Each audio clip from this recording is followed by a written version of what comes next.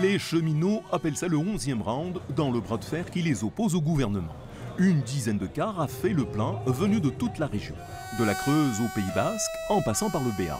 Les résultats du dernier vote action ou référendum du personnel SNCF a bien motivé les troupes. On n'est pas près de la fin parce qu'on est sur le terrain tous les jours. Je peux vous garantir que les collègues sont plus remontés que jamais. Les usagers nous rejoignent petit à petit. On attend que les autres professions et les autres corporations rejoignent également pour faire la fête à Macron comme il se doit.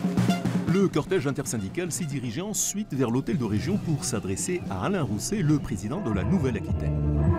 La région envisage une mise en concurrence du service ferroviaire sur certaines lignes. Venir interpeller Alain Rousset, le président de la région, qui lui, avant même la réforme du ferroviaire, s'était positionné pour une ouverture à la concurrence sur de l'eau. Cette mise en concurrence reste une option, mais pas dans l'immédiat. Les textes de loi n'ouvrent pas à la concurrence aujourd'hui. Donc le problème ne se pose pas dans les 5-6 ans qui viennent. Mais il est vrai que quand je regarde le modèle allemand, qui est un modèle d'efficacité, sur la régularité des trains, sur le coût global de ce que payent les Landes allemands, les régions allemandes, j'ai expliqué aux cheminots que j'ai reçus qu'il y avait un problème de confiance, non pas à leur égard, mais à l'égard de la maison SNCF. Deux partis de gauche, dont la France Insoumise et le Parti communiste, ont apporté leur soutien aux grévistes contre ce qu'ils appellent la casse de la SNCF. Bref, le bras de fer continue plus que jamais.